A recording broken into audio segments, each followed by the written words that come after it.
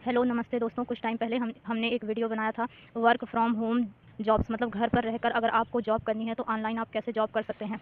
अभी ये सब करके हमें लगभग 2 हफ्ते हो गया है और हमें क्या रिजल्ट्स मिले उसके बारे में हम आज बात करेंगे। इस वीडियो में हम 3 टॉपिक कवर करेंगे। पहला रिलायबिलिटी, मतलब कितना भरोसेमंद है ऐसे घर से रह के जॉब सर्च करना ऑनलाइन, और दूसरा उसका रिजल्ट क्या मिला हमें जब हमने खुद से किया तो हमें क्या रिजल्ट मिला, और तीसरा कि इसका अल्टरनेटिव क्या है, मतलब अगर इसमें कुछ नहीं हो पाया तो फिर हम आगे क्या कर सकते हैं।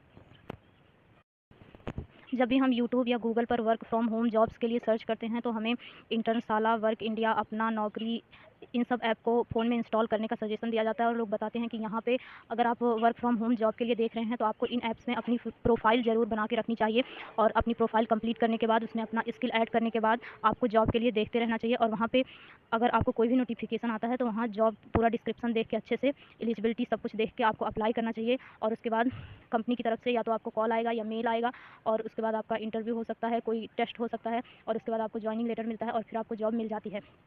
लेकिन जब हमने किया, सब ऐप इंस्टॉल करके बहुत जगह अप्लाई किया, तो उसके बाद हमें क्या रिजल्ट मिला उसके बारे में बात करेंगे। तो किसी भी ऐप में जॉब अप्लाई करने से पहले आपको जॉब का डिस्क्रिप्शन और एलिजिबिलिटी क्राइटेरिया, क्या उसमें कोई एक्सपीरियंस मांगा गया है कि नहीं, ये सब अच्छे से देख लेना चाहिए। आपके पास क्या क्या होना चाहिए, जैसे फ़ोन, लैपटॉप, इंटरनेट कनेक्शन, ये सब चीज़ें अच्छी तरीके से जांच लेने के बाद ही अप्लाई करें। और कंपनी के बारे में अच्छे से जितना हो सके पता लगा लें, यूट्यूब से, गूगल से, या अगर कोई आपका जानने वाला है तो उससे भी ज़रूर पूछें। बिना अच्छे से किसी भी कंपनी या ऑर्गेनाइजेशन के बारे में जाने किसी में भी अप्लाई ना करें, क्योंकि जब भी बात आती है इन सब ऐप्स की, जैसे इंटर्नशाला और ये जो भी ऐप हैं, तो हम सबको लगता है कि ये विश्वसनीय हैं और वीडियोज़ में भी लोग सजेस्ट करते हैं इन ऐप पे प्रोफाइल बनाने के लिए। लेकिन आजकल बहुत स्कैम चल रहा है, तो इतना दूर से देख के आप किसी पे भी भरोसा नहीं कर सकते हैं, इसलिए अच्छे से पता लगाएं तभी कहीं पर अप्लाई करें। और जब आपने अप्लाई कर दिया और आपको कॉल आता है तो वहाँ पे भी अपनी डिटेल, पहले तो आप जॉब के बारे में जान लें अच्छे तरीके से कि काम क्या करना है, कब करना है, कैसे करना है, सब कुछ अच्छे से जानने के बाद अगर आपका कोई डिटेल वगैरह मांगा जाता है, अगर आपको अच्छे से पता हो जाता है कि इसमें हम काम कर सकते हैं, भरोसा कर सकते हैं इन लोगों पर, तभी आप उसमें आगे रुकें, वरना तुरंत ब्लॉक कर दें। और कई सारी कंपनी होगी, ज़्यादातर में स्कैम ही होता है। हमने जितने में भी अप्लाई किया सब में स्कैम था, कहीं से कुछ नहीं मिला, बल्कि 2-3 जगह तो हमारे खुद के रुपए भी चले गए, लगभग 800 के करीब, 200, 250 ऐसे करके। तो इसलिए अच्छे से पता ज़रूर लगाएं। और एक और था जिसमें एचआर एग्जीक्यूटिव या केवाईसी एग्जीक्यूटिव का था, वहाँ पे अकाउंट खुलवाया गया था, तो उस अकाउंट में कंपनी की तरफ से 590 रुपये जमा किए गए थे, और अगले दिन ही उन लोगों ने वो रुपए वापस भी ले लिए। और उसके बाद हमें ट्रेनिंग ग्रुप में ऐड किया जाना था, लेकिन अभी तक उन्होंने बोला था कि 3-4 दिन में आपको ऐड कर दिया जाएगा।